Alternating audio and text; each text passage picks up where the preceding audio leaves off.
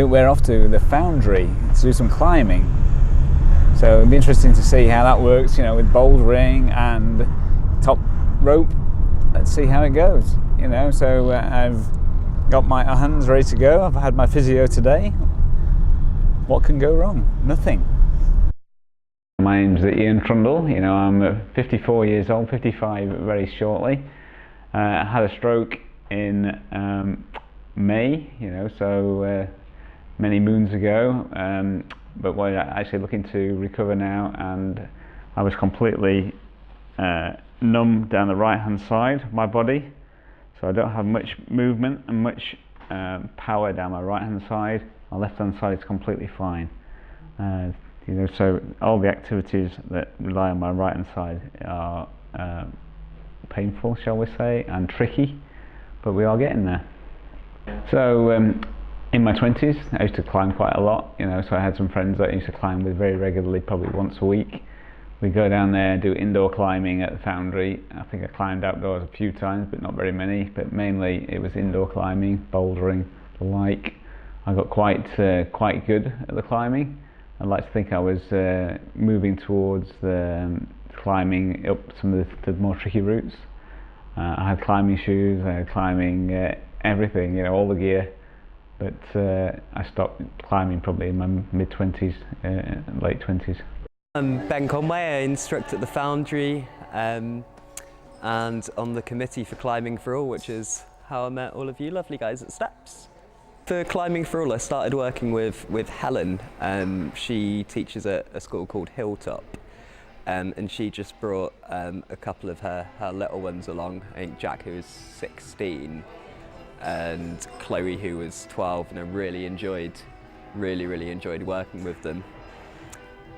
And she'd mentioned that she also is on the committee for this charity, which is obviously Climbing for All, and she was like, I think you'd do amazing things with these guys, so I kind of got on board and have been working with them ever since. And it's absolutely a beautiful process to being able to get somebody just in here, and that for them being really full on and them having to go home and rest to the next step, we'll put on a pair of climbing shoes, or we'll try to put on a harness, get you to touch a rope, to then to be able to climb. And we teach quite a few of them to hold the ropes as well. And we've gone from having people that have to have two people climbing next to them to be able to totally independently come and climb, which is really, really good.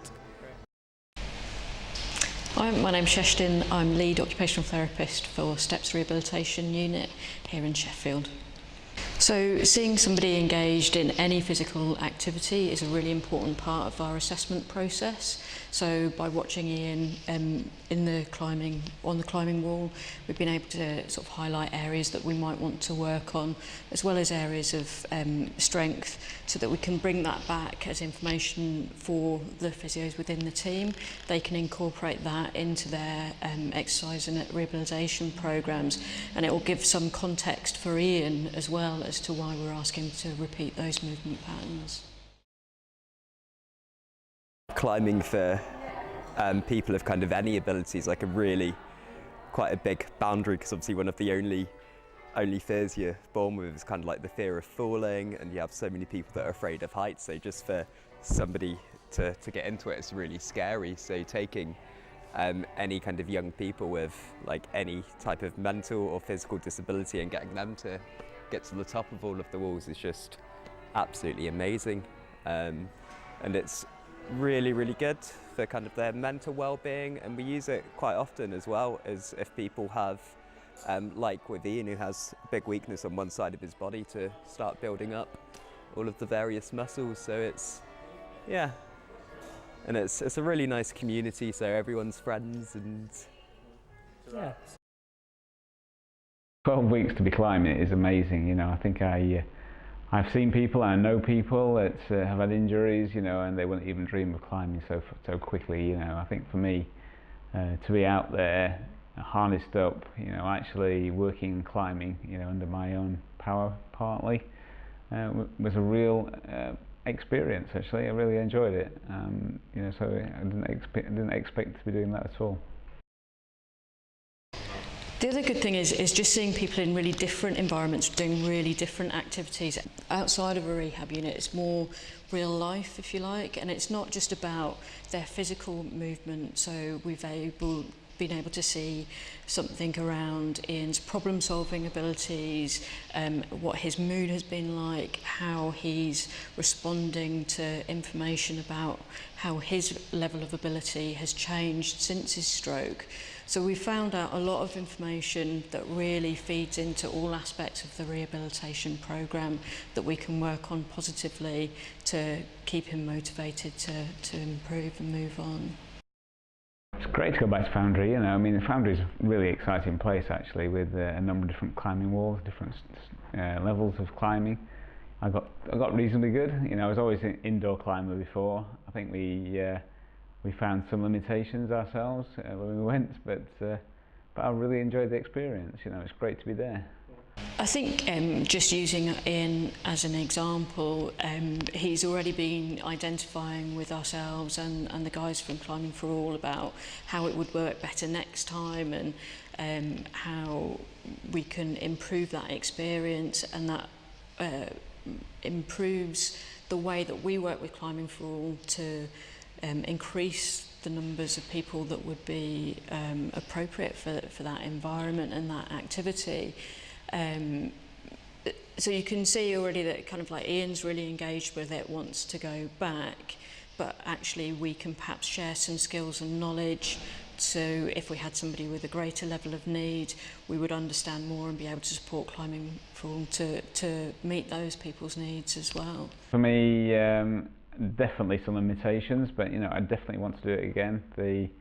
We spoke to the two experts that were with us, and they were talking to us, and we were saying what I could perhaps do with is an extra step to allow my right leg to be brought level with my left leg, allowing my left leg then to be the lead each time, because that's a stronger leg.